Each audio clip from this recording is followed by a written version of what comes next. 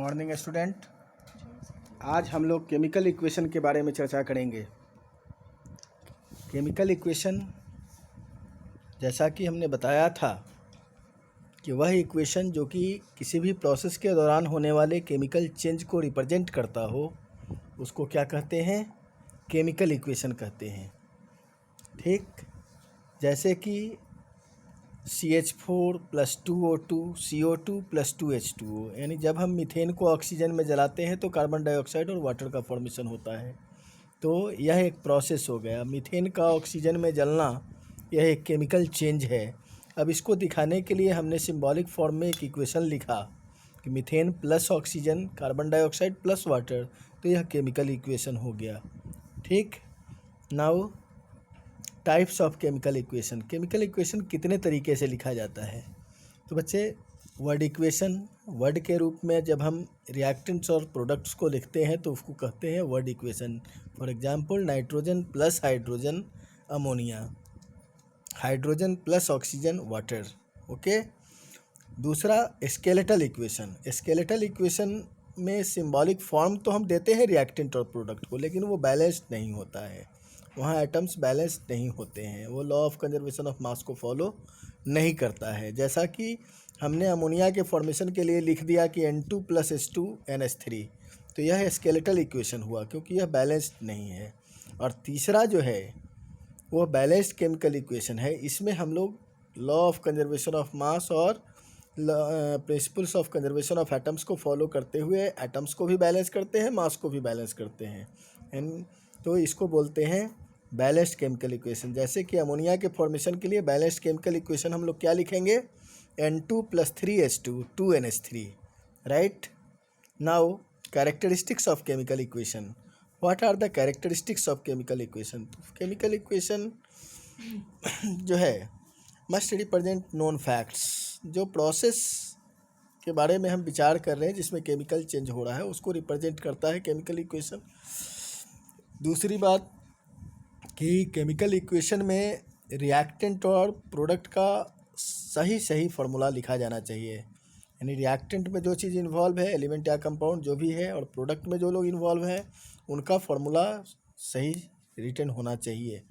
तीसरी बात, जो सबसे इम्पॉर्टेंट चीज़ है वो ये है कि केमिकल इक्वेशन के दौरान लॉ ऑफ कंजर्वेशन को फॉलो किया जाना चाहिए। This law must be obeyed during the chemical reaction, यानी there should not be any loss in mass during the chemical reaction. और इसके साथ एक चीज़ और है, एक principle of conservation of atoms जो है उसका भी पालन होना चाहिए। यानी किसी भी एलिमेंट का total number of atoms in reactant side must be equal to total number of atoms in product side. Balancing of chemical equation.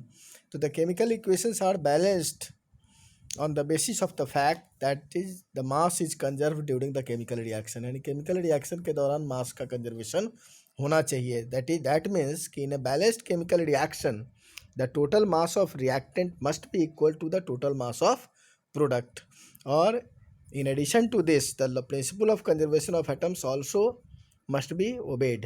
यानी the total number of atoms of an element in reactant side must be equal to that in product side. तो way of balancing the chemical equation, कैसे हम लोग chemical equation को balance करते हैं? तो सबसे पहले हम एडजस्ट करते हैं कोएफिशिएंट्स को। कोएफिशिएंट्स जो है वो रिएक्टेंट या प्रोडक्ट के पहले लिखा जाता है। जैसे N2 + 3H2, तो 3 जो है सो कोएफिशिएंट हुआ। ठीक है, इसमें सब्सक्रिप्ट्स के बारे में हम लोग विचार नहीं करते। जैसे N2 में जो 2 है वो सब्सक्रिप्ट्स है, लेकिन अगर 3H2 लिखते हैं तो 3 जो है सो कोएफिशिएंट। तो हम लोग को कोएफिशिएंट को ही हर हाल में बैलेंस करना होता है, सब्सक्रिप्ट्स को छेड़छाड़ नहीं करते हैं।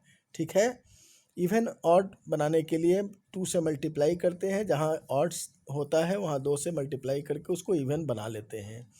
पॉलीएटॉमिक आयंस को ऑन द होल, जैसे NO3 में हमको पूरे NO3 को बैलेंस करना है, न कि नाइट्रोजन और ऑक्सीजन को अलग अलग बैलेंस करना है। SO4 में हमको पूरे SO4 को बैलेंस करना है, न कि सल्फर और ऑक्सीजन को बैलेंस करना है। ऐसा नहीं करते, पूरे को ऑन द होल हम उसको बैलेंस करते हैं। फिर जो बैलेंस्ड इक्वेशन आता है उसको चेक करते हैं कि हाँ बैलेंस हुआ कि नहीं हुआ। जैसे कि एक इक्वेशन है, ये हमने दिया है ZnS plus O2 ZnO plus SO2। इस इक्वेशन की खासियत है कि यह इक्वेशन बैलेंस्ड नहीं है। जिंक सल्फाइड का ऑक्सीजन के साथ रिएक्शन है, जिसके उपरांत वो जिंक ऑक्साइड और सल्फर डाइऑक्साइड में बदलता है। तो यहाँ देखने वाली बात यह है कि लेफ्ट साइड में ऑक्सीजन जो है सो इवन है, लेकिन राइट साइड में जो ऑक्सीजन है वो ऑड है। तो उसको हम लोग इवन करने के लिए ZnO में 2 से मल्टीप्लाई कर दिए तो 2 ZnO हो गया, जिसके उपरांत लेफ्ट साइड में भी इवन हो गया और राइट साइड में भी इवन हो गया। अब जब हमने ऐसा किया तो फिर जिंक अनबैलेंस्ड हो गया। उसको बैलेंस करने के लिए फिर पिछले साइड लेफ्ट साइड में हमने 2 से मल्टीप्लाई किया, फिर ऑक्सीजन को बैलेंस करने के लिए लेफ्ट साइड में 3 से बैलेंस करते मल्टीप्लाई कर दिया, तो 2 ZnS plus 3 O2 arrow 2 ZnO plus 2 SO2। ठीक इसी तरह से दूसरा एग्जाम्पल जो हमने दिया है कि PbNO3 whole 2 plus NaCl gives NaNO3 plus PbCl2। यहाँ भी वही बात है, NO3 को पहले बैलेंस करना है on the whole. NO3 left side में इवन है लेकिन राइट साइड में ऑड है, तो उसको इवन बनाने के लिए हमने राइट साइड में NaNO3 में 2 से मल्टीप्लाई कर दिया तो वो इवन हो गया। लेकिन ऐसा करने के बाद सोडियम जो है सो अनबैलेंस्ड हो गया, फिर हमने सोडियम को बैलेंस करने के लिए लेफ्ट साइड में NaCl में 2 से बैलेंस कर दिया तो ये बैलेंस हो गया। इसी तरीके से हम लोग केमिकल इक्वेशंस को बैलेंस करते हैं। ट्रायल एंड एरर मेथड या हिट एंड ट्रायल मेथड कहलाता है। ऐसे ही हमको ऑब्जर्वेशन के आधार पर एटम्स को बैलेंस करना है, और जब एटम्स बैलेंस हो जाएंगे तो मास ऑलरेडी बैलेंस हो ही जाएगा। ओके, इसको आप लोग को जो हमने क्वेश्चन दिया है इसको प्रैक्टिस कीजिएगा घर में, इसको बनाइएगा, और बना करके फिर नेक्स्ट क्लास में हम लोग मिलेंगे तो और प्रॉब्लम डिस्कस करेंगे, और अगले क्लास में types of chemical reaction balance करेंगे। अगर कहीं कोई दिक्कत हो बैलेंसिंग में तो फिर नेक्स्ट क्लास में हम इसको दोबारा समझाएंगे। I will repeat this. Thank you. Stay home, stay safe.